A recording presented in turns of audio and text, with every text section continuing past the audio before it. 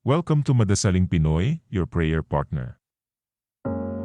Kaya naman sa pakikiisa sa simbahang Katolika sa buong mundo, itaas natin ang ating mga puso at sabay-sabay nating pakinggan at pagnilayan ang salita ng Diyos ngayong araw. Ang mabuting balita ng Panginoon ayon kay San Marcos. Noong panahong iyon, habang paalis na si Jesus, ay may isang lalaking patakbong lumapit. Lumuhod sa harapan niya at nagtanong, "Mabuting guro, ano po ang dapat kong gawin upang magkamit ng buhay na walang hanggan?"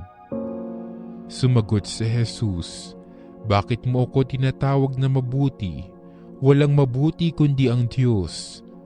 Alam mo ang mga utos, huwag kang papatay, huwag kang mangangalunya, huwag kang magnanakaw, huwag kang magsisinungaling sa iyong pagsaksi, huwag kang magdadaya, igalang mo ang iyong ama't ina." "Guro," sabi ng lalaki, "ang lahat po ng iya'y tinutupad ko na mula pa sa aking pagkabata."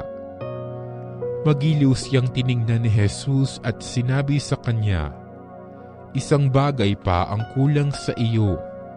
Humayo ka, ipagbili mo ang iyong ari-arian at ipamigay sa mga dukha ang pinagbilhan at magkakaroon ka ng kayamanan sa langit. Pagkatapos bumalik ka at sumunod sa akin." Namanglaw ang lalaki nang marinig ito at malungkot na umalis sapagkat siya'y napakayaman.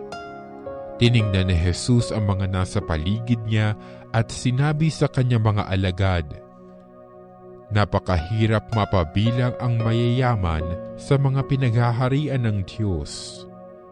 Nagtaka ang mga alagad sa pananalitang ito. Muling sinabi ni Jesus, "Mga anak, talagang napakahirap mapabilang sa mga pinaghaharian ng Diyos.